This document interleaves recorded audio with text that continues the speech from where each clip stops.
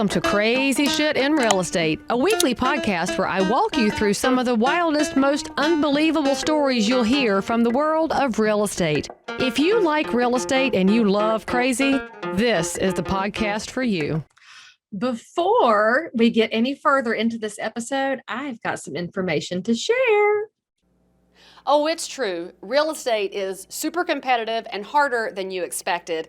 That's why I created Leigh Brown University. It's everything you need to take you from point A to point whatever your goal is. You could be new to the business or a seasoned vet. I'll help you break through to the next level so that your professional life can look exactly like you desire. Enroll in Leigh Brown University today. I'll help you get there. Talk to us a little bit about craziness in the Raleigh market, not market craziness because that's ubiquitous, but Shannon's crazy. One quick story. I have some other quick stories to share with you, but one quick story. We actually had, it's all closed, so I can talk about it now, but we actually had a contract come through, and I'm a broker in charge, so I'm checking paperwork and doing things like that. That I kind of had to just double take and look at the numbers. So it was a $350,000 house. And they put $100,000 down in due diligence. Wait. $250. Yeah, $250 down in earnest money.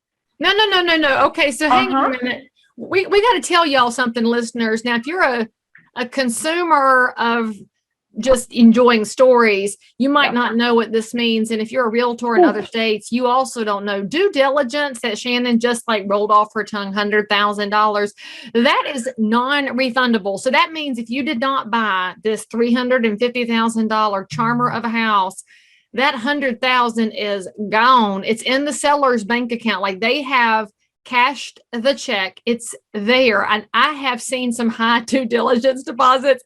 I can't even imagine. I think I would have heart palpitations over a buyer even suggesting it, much less one of the agents if I'm doing compliance. So how long did it take to scrape you up out of the floor when you saw that paperwork? Well, I made a phone call and I said, is this right? And she goes, yeah, they want the house.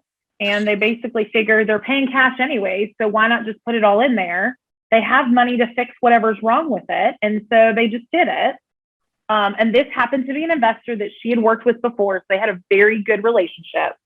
But still, I had some indigestion, some heartburn about it. And I was very happy when it closed. And I was just like, oh, I'm so glad everything's great and everybody's happy. But no, we've had, I've personally had to handle $40,000 due diligence checks. And I'm like, please get this out of my hands as fast as possible. I do not want to be responsible for this bad boy. And please give me some signatures right here. After seeing 140's got to feel easy peasy. You're like, that's no big deal at all. That's just a car, like a new car, a brand new car. That's better. And this is on a house that they plan on gutting once they get into it. I mean, it's just, I've not been doing real estate as long as you. I've been here for a minute though, and I've just never seen anything like this. It's crazy. And what we have to tell y'all, there's a lot of people out there, they hear a story like this and they want to start shaking a finger at the realtor. There's so many times that we, the realtor, are you for sure? Are you for sure? That's not, what? But this was the lawful instructions of her client. And she followed them. It's also why you want a good professional realtor in your corner, because honestly, she knew how to advise them because they were her past clients. She obviously understood the schematics of that house and the neighborhood and the whole picture. But if you are trying to go real estate alone ever, first of all, that doesn't make any sense to me at all. But second of all, you don't necessarily know all of the ins and outs of things like deposits. And that seems so basic when you go go put a TV on layaway like we are old days at the Kmart, and you would just put a little money down and keep a little paying. But with real estate, layaway is much, much bigger. And as realtors, we carry a lot of the liability there, which is why your agents are lucky to have you in place to be that compliance officer to take a look at things, especially knowing that our contracts just changed again.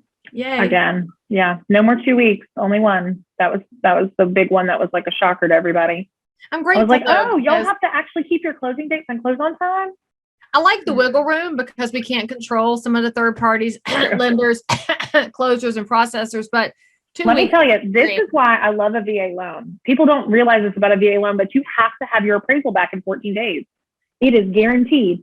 And people think, oh, I'm going to have all these repairs or I have to pay for the termite. termite, it's less than $100. Y'all get it over with. Like, and these people served our country and fought to defend your freedom. So like, y'all can pay for a termite report. Yes. My daddy's Navy. Like, come on. Yes. Salute the duck. Now is when we salute the duck people when we talk about our vet. Oh, you're enjoying this little clip?